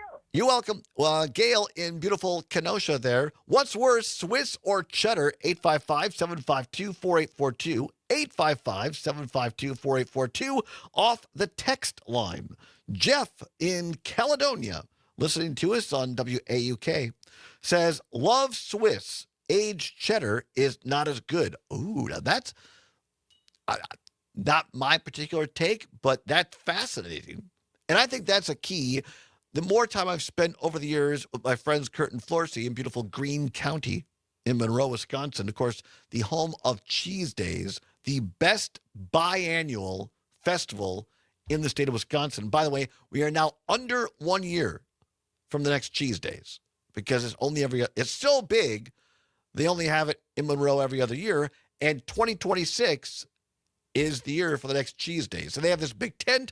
You get to taste cheese. It's great. And so the point is, I've explored and opened my cheese palate, and I've warmed up a little bit more to Swiss than I used to. But all right, thank you, Jeff, in Caledonia. Appreciate that. What's worse, Swiss or cheddar? Off the text line, Len in Madison on WMDX says cheddar is better. It sounds more American.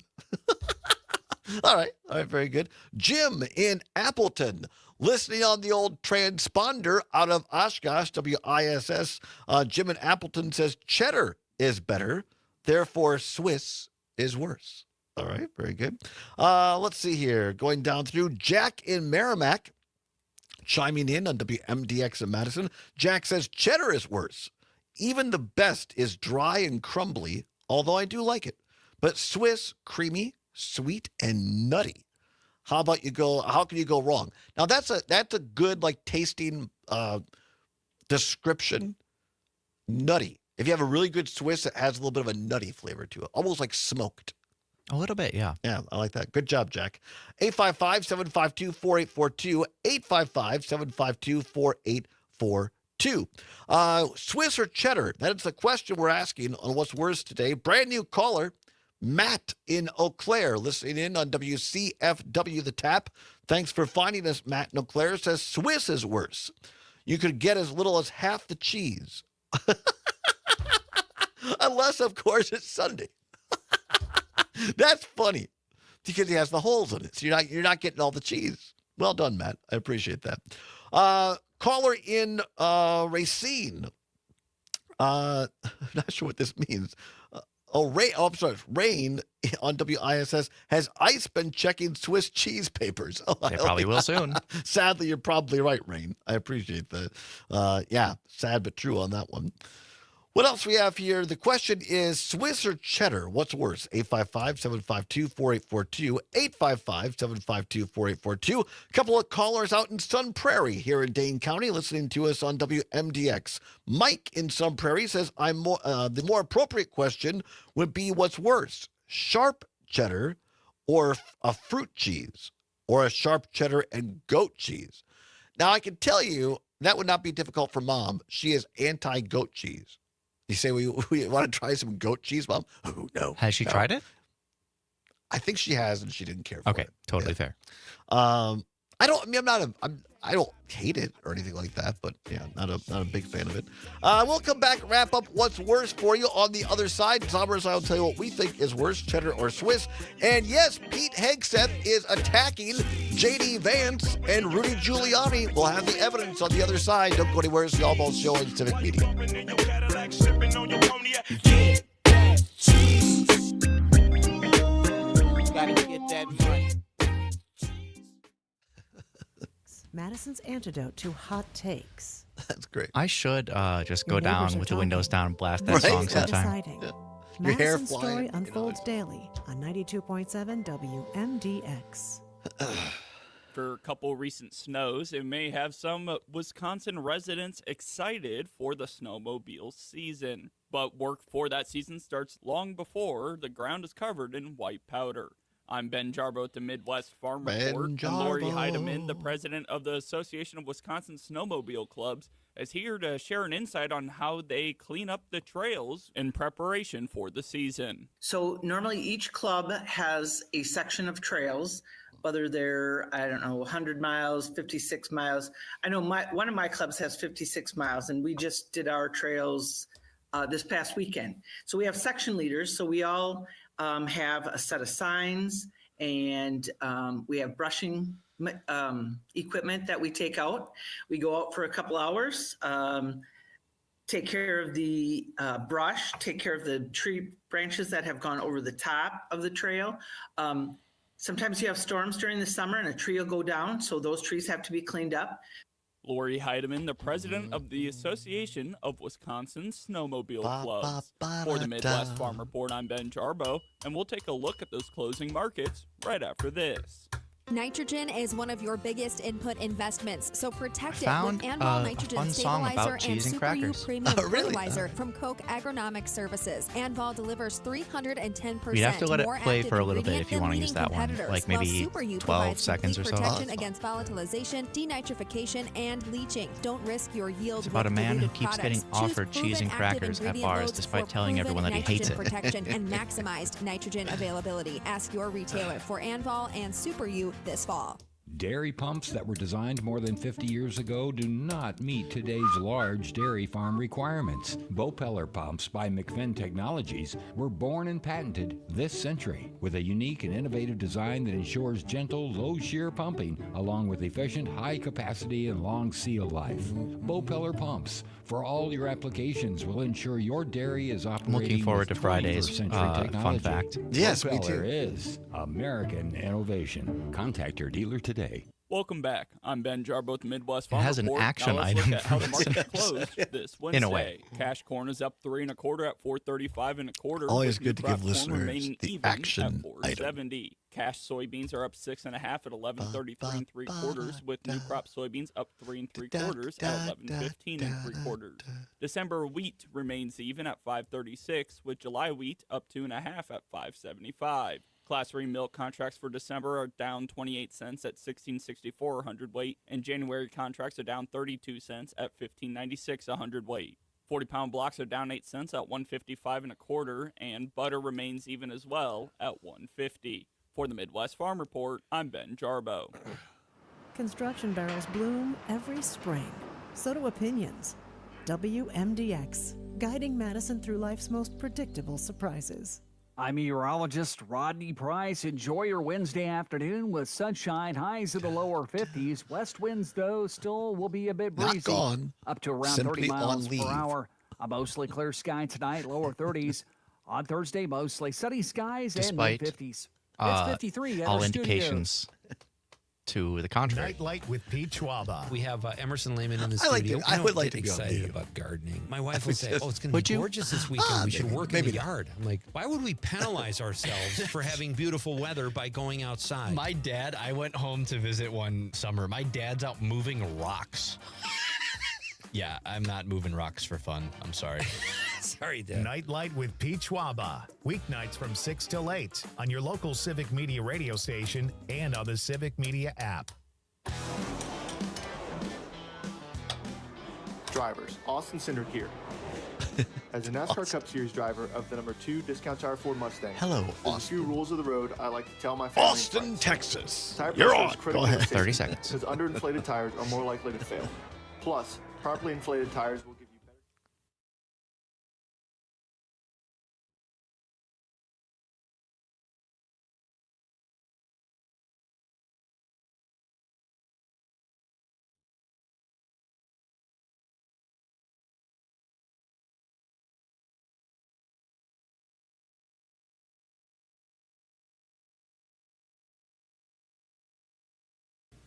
Now I was sitting in a bar, tight as a bat, but up walked to me an old alley cat. He looked at me and said, "My son, cheese and crackers, anyone?"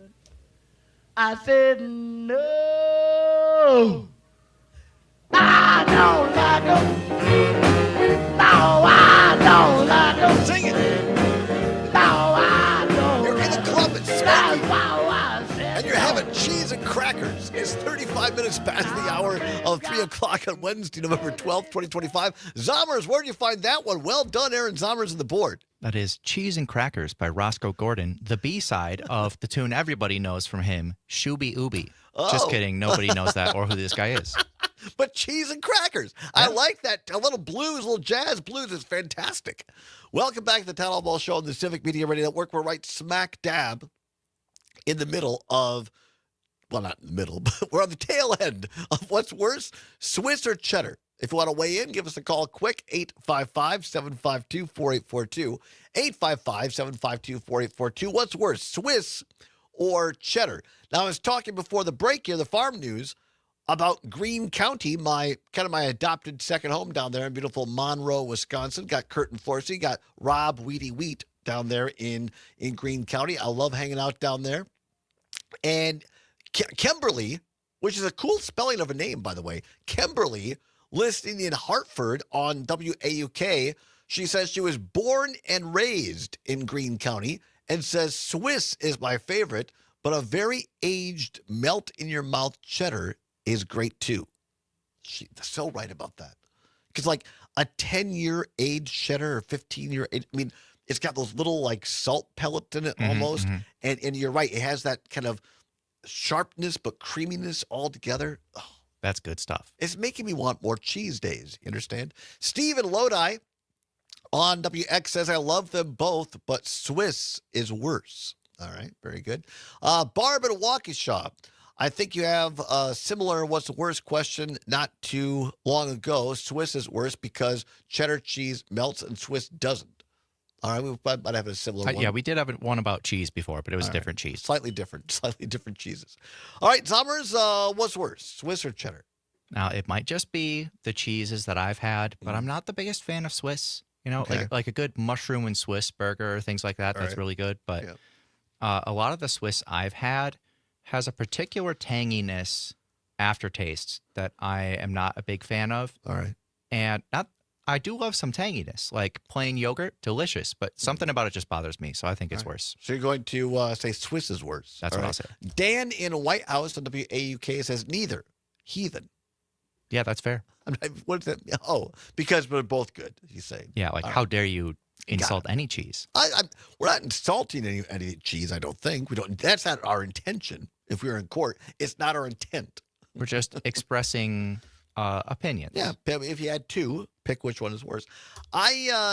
Great. Thank you for all the calls and texts, everybody, today. I would say I'm going to go with Zommers. That's very, very close for me. But if you force me, I would say Swiss, only because I'm such a big fan of cheddar. I love the aged cheddar. I love a new cheddar. I feel like it's a more diverse cheese. But again, in Greene County, Swiss rules down there, and Swiss is great for a fondue or on top of a burger. If you have a really high quality Swiss, it has very complex flavors.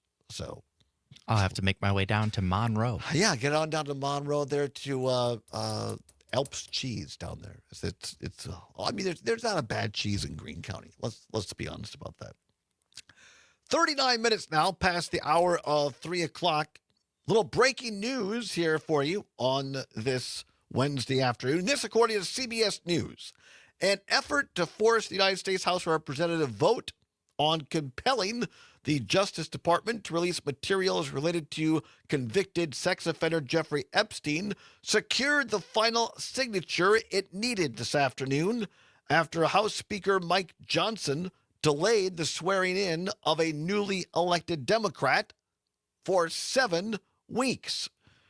The effort, known as a discharge petition, defies House GOP leaders who have opposed putting legislation backed by Democratic Representative Ro Khanna of California and Republican Representative Thomas Massie of Kentucky on the floor. Khanna and Massie introduced the bipartisan measure titled the Epstein Files Transparency Act in July as pressure intensified on the Trump administration to release more Epstein-related files. Their bills, as well as several other endeavors to release the materials, led to the disruption of several committee meetings and stalled floor action on other legislation before the House began its August recess days earlier. Massie vowed to keep the Epstein issue a priority and filed a discharge petition upon the return in early September.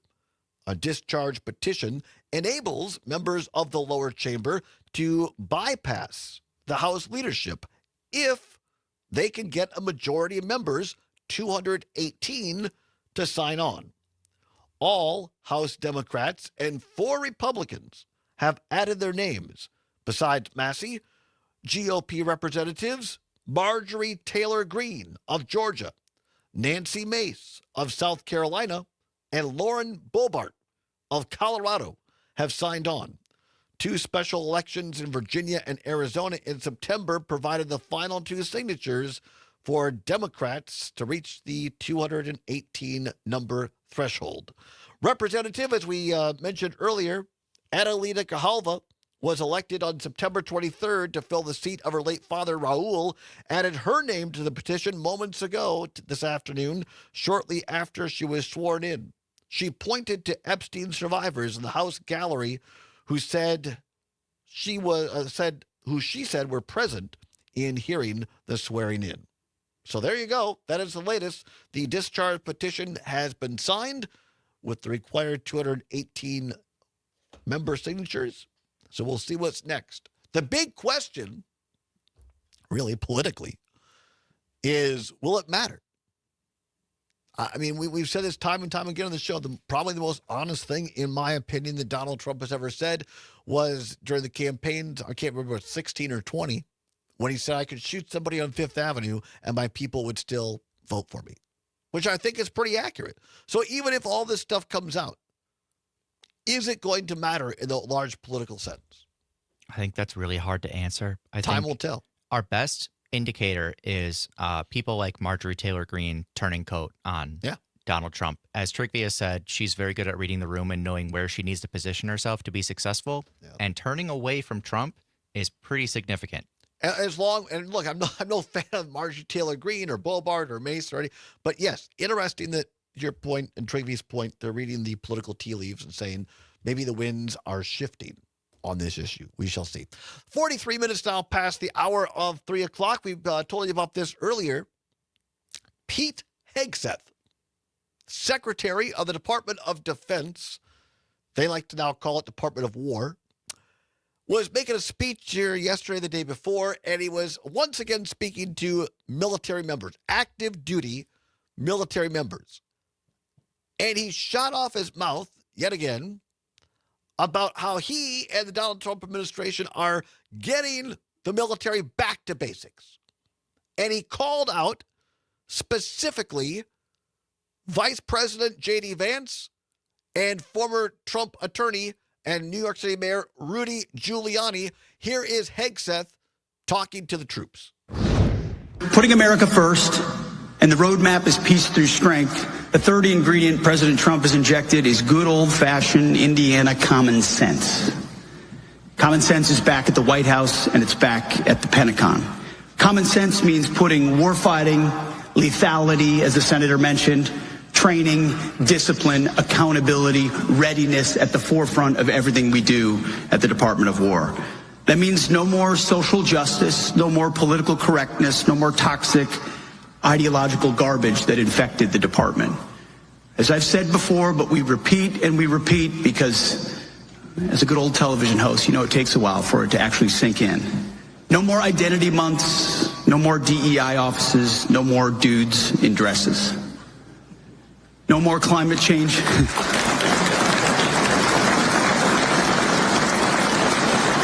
It actually was a thing. All right, stop right there. Stop right there. No more dudes in dresses, Zombers. The Secretary of Defense, Department of War, has said no more dudes in dresses. Can we just back it up a little bit, make sure people hear this clearly, maybe by 5 seconds, whatever, and then we'll play the rest of it. So listen clearly to what Hegseth says. Here we go. No more identity months, no more DEI offices, no more dudes in dresses. No more climate change.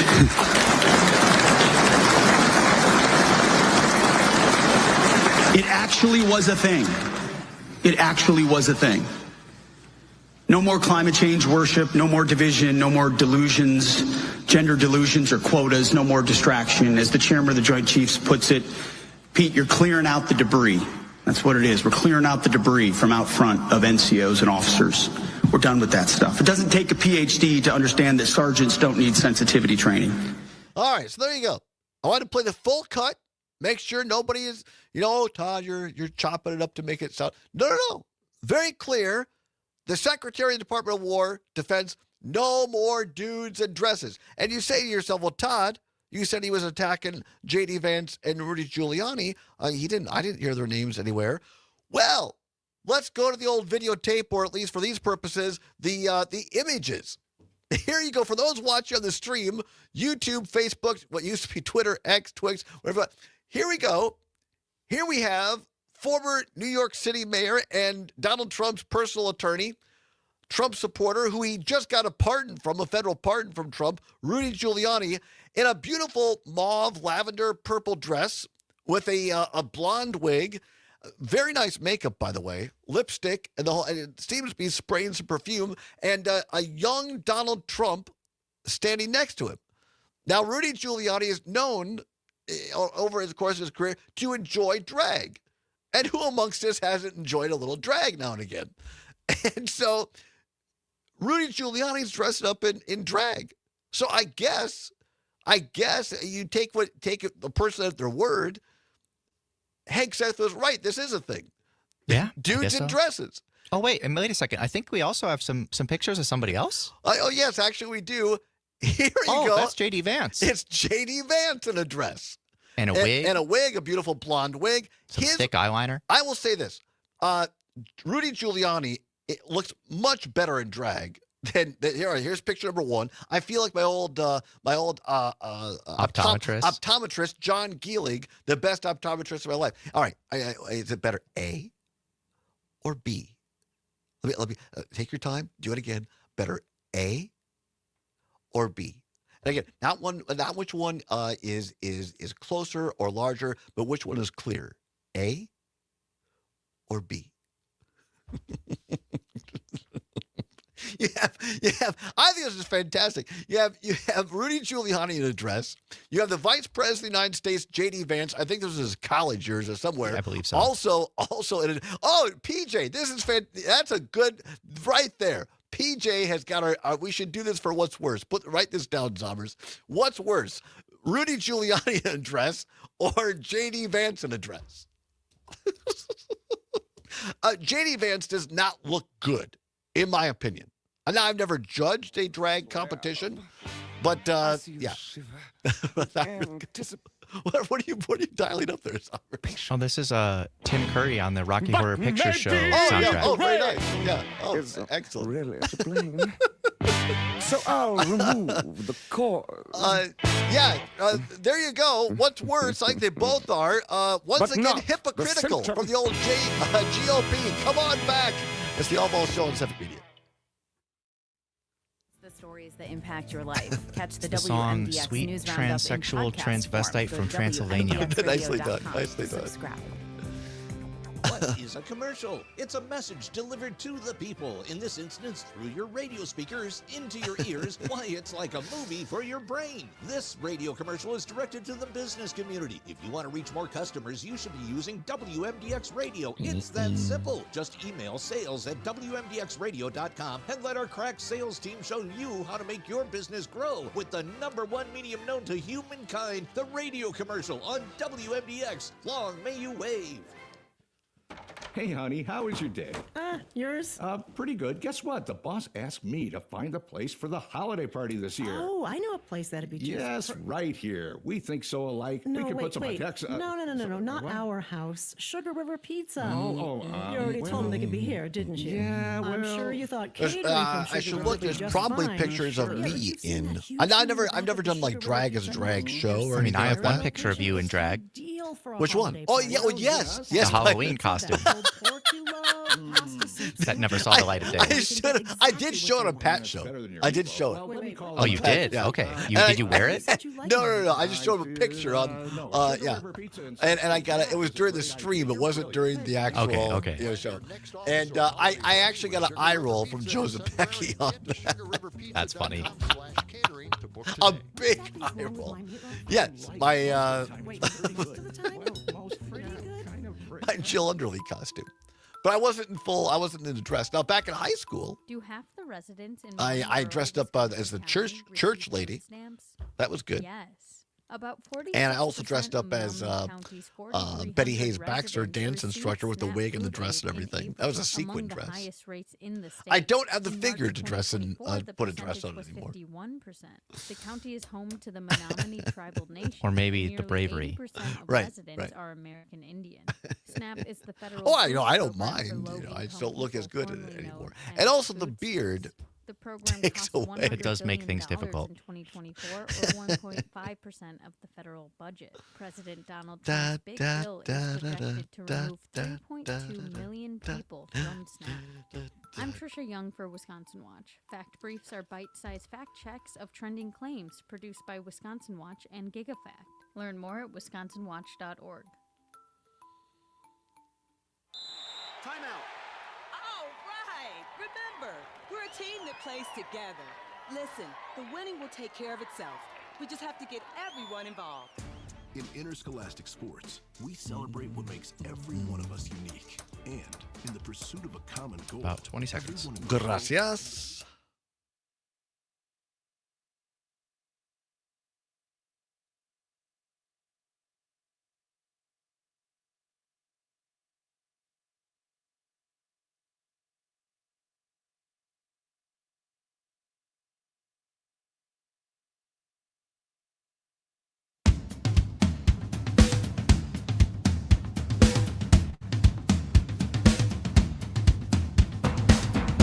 Welcome back to the Todd Allbaugh Show on the Civic Media Radio Network, where the time is now 8 minutes before the hour of 4 o'clock at the top of the hour. ABC or CBS News, depending upon which of our great stations you're listening to. A weather update, a sports update with our great sports reporter, Mike Clemens. Badgers got a big win last night, Wisconsin men's basketball over Ball State. Number 24, Wisconsin won like a 30-point win, which I thought was fine.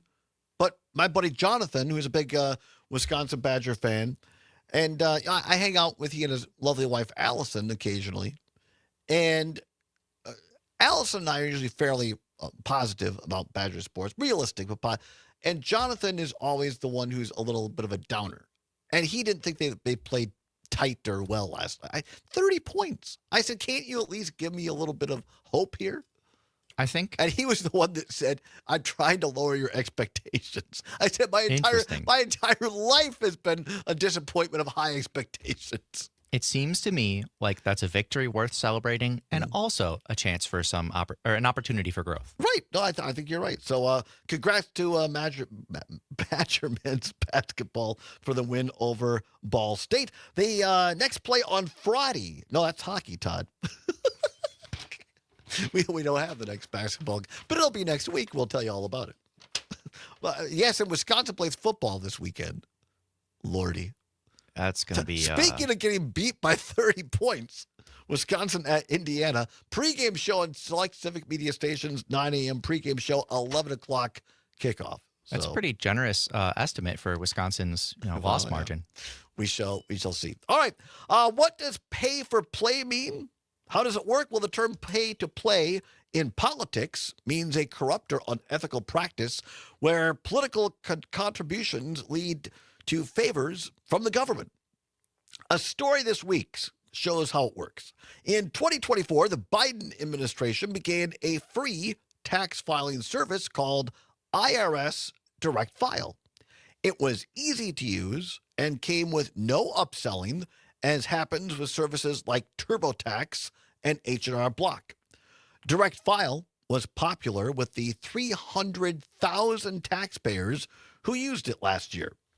In a few years, 30 million taxpayers with simple returns could have used Direct File, but the service has just been killed.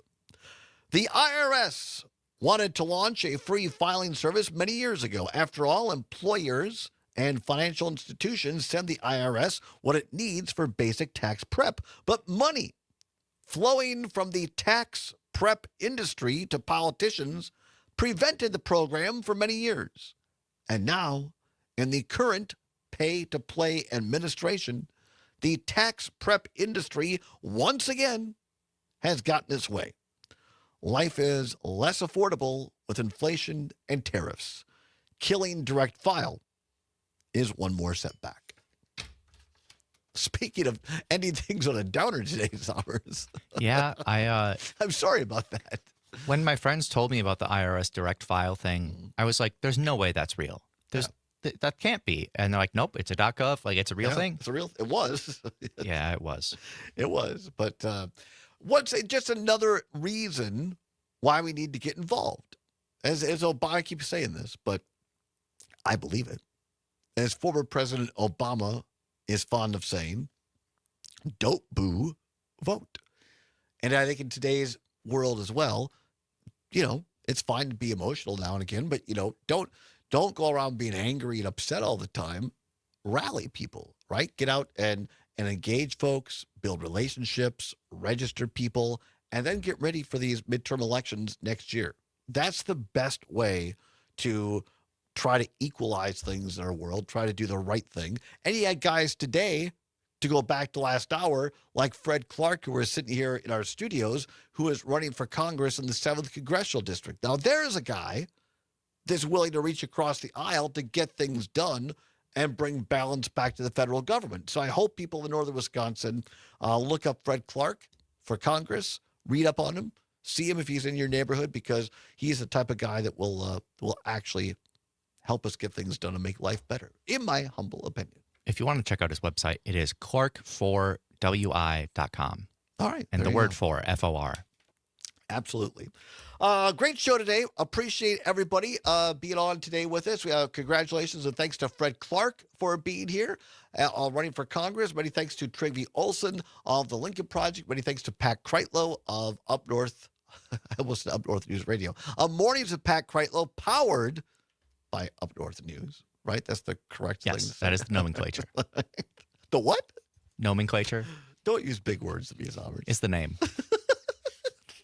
Many thanks to Kreitlow. Tune in tomorrow because Pat always has a great show. Should we look up? I rarely use this, but I could look up the old Civic Media content calendar. We have a content calendar that tells us what's coming up on everybody's show. The key is that you have to bring it. Oh, here it is. I have Actually, looks like there's one Todd Allbaugh who's going to be on. Currently, there's a typo in it. I'm glad I looked because I'd forgotten. Yes, I'm joining Kreitlow and Joe Zepecki, the aforementioned Joe Zepecki, great Democratic strategist is going to be on Pat's show tomorrow. I'm going to be there at just before the end of the show at 10 till 9. A little bit of accidental self-promotion there. I honestly had forgotten it. Shirlita Booker on events around the state. James Kelly, the great James Kelly, news person, WCFW, the Tap at Eau Claire, Chippewa Valley, with stories of the Chippewa Valley. Nancy Stencil is going to be on the show. Sean O'Malley talks about the economy and the markets. Joe Zepecki, as we said. And yes, that goofball that's on from 2 until 4. Yours truly will be on. Join us all tomorrow on Mornings with Pat Kreitlow across the Civic Media Radio Network. And coming up, stay tuned. We have Maggie Dawn coming up right after us. She has on Andrea Watkins, New York Times bestselling author, discussing the rise of Christian nationalism. Oh, and our old friend Dr. Lyerly is going to be on with Maggie as well. So you want to make sure you... no, I was... Actually, I'm looking at Jane Matnair. That's... Pay no attention to me. But stay tuned for Maggie. She's got a great show coming up. Many thanks to Zommers as well, all you for listening. Todd Allbaugh saying whatever you believe in, whatever you're fighting for, do not give up. Keep banging your drum. We'll see you tomorrow. Bye.